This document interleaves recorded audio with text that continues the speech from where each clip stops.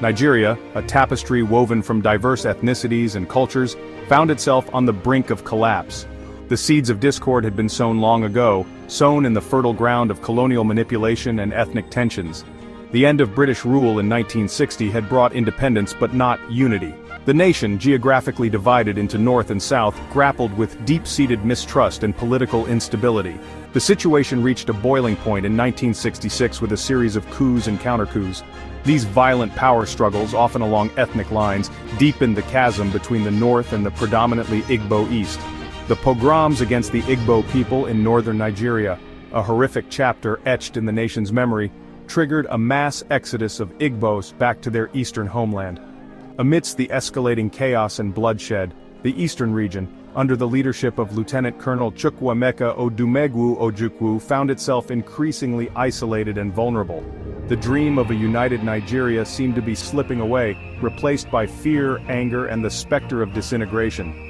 As the nation teetered on the precipice, a flicker of hope emerged from a small town in Ghana, Aburi.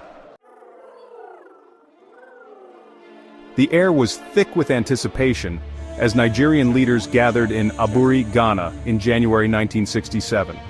The meeting, chaired by Ghanaian head of state General Joseph Ankara, was intended to address the issues that had pushed Nigeria to the brink of civil war.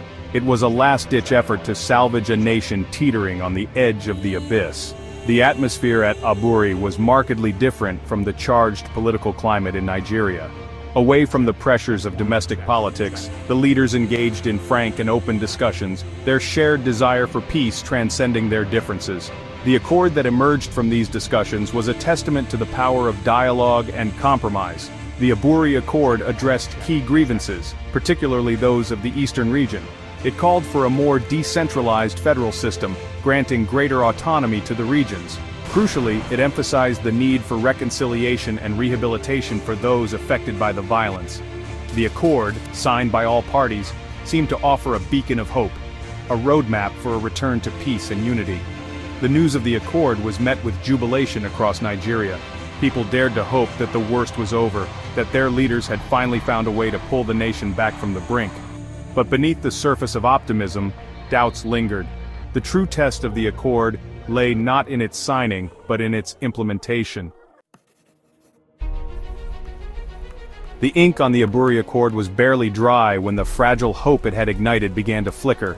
The agreement, hailed as a breakthrough, soon became mired in controversy and conflicting interpretations. The spirit of compromise that had characterized the Aburi meeting seemed to evaporate upon the leaders' return to Nigeria. Disagreements arose over the implementation of key aspects of the accord, particularly the devolution of power and the control of resources. Mutual suspicion and mistrust, deeply embedded in the fabric of Nigerian politics, resurfaced with a vengeance.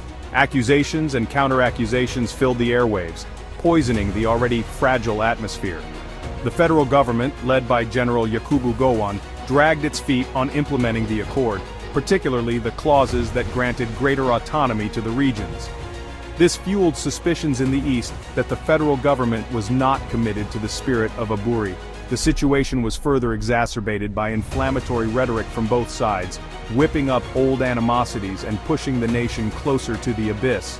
By May 1967, just 5 months after the Aburi Accord, the dream of a united Nigeria lay in tatters. The eastern region, feeling marginalized and betrayed, declared its secession as the Republic of Biafra. The Nigerian Civil War, a conflict that would claim millions of lives, had begun. The hope that had flickered briefly in Aburi was extinguished, consumed by the flames of war. The Aburi Accord, conceived as a beacon of hope, ultimately failed to prevent the Nigerian Civil War. Its legacy remains complex and contested, a stark reminder of the fragility of peace and the enduring power of mistrust. The Accord's failure to prevent bloodshed left an indelible mark on Nigeria, shaping its political landscape for decades to come. Despite its ultimate failure, the Aburi Accord holds an important place in African history.